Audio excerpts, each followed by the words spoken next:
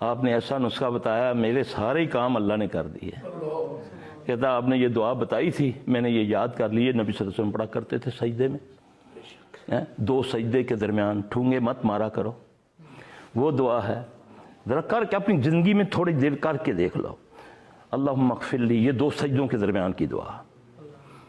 اس پر کسی کو اختلاف نہیں ہے، کسی فرقے کو، لیکن کام چور ہوں نا میں، ظاہری ہوں نا، اس لیے مجھے نظر نہیں آتا۔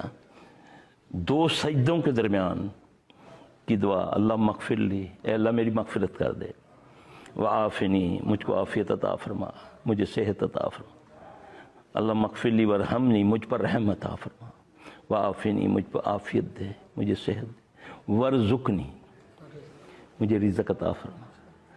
ظاہر ہے کہ پاک رزق عطا ہے۔ یہ دو سجدوں کے درمیان کی دعا ہے، سیکھو، کرو، چند دن میں کرو، چند مہینے کر کے دیکھو، اگر عزت یا رزق میں کمی آ جائے پکڑ لینا، کرو نا، یہ یاد کرو نا، کرواؤ نا بچوں کو، لگاؤ نا رابطہ۔ یہ مومن کی معراج ہے نا نماز، جس سے میں کیا میری نسلیں بھی دور ہیں۔ نہیں سویا رہا میرا پتر، رات ساری تم نے کالج کی پڑھائی کی ہے، سویا رہے میری بیٹی، ساری رات پڑھتی رہی ہے، امتحان آ رہے ہیں، میڈیکل کی اسٹوڈنٹ ہے، پتہ چلتا ہے کہ آخری ایام میں پاگل ہو گئی ہے۔ ہاں جی، رات جاگ جاگ کے، رات کو عبادت پوری جاگنے کی نبی کو اجازت نہیں دی اللہ نے۔ اللہ نے سورہ مزمل میں فرمایا نا کہ نبی تیری جان کا تجھ پر کچھ حق ہے، کچھ سو اور کچھ جاگ۔ وہ خالق ہے نا بنانے والا، اس کو پتہ ہے کہ اس جسم کو کیا چاہیے، کس ٹائم میں کیا چاہنا ہے اس نے۔ وہ تو کہتا ہے سورج چڑھتے ہوئے ڈوبتے ہوئے سجدہ نہ کرنا۔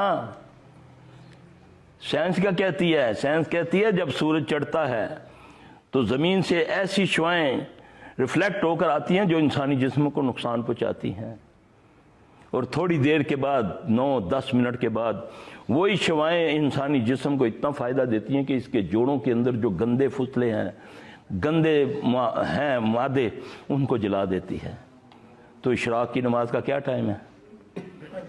سورج چڑھتے ہوئے منع کر دیا نوافل پڑھنے سے، اور جیسے ہی ٹائم گزرا، سائنس تو یہ کہہ رہی ہے۔ تو وہ رب اتنا کریم، اتنا زبردست رب جو تیرا خیر خواہ ہے، انتظار میں بیٹھا ہے کب یہ رو کر کہتا ہے کہ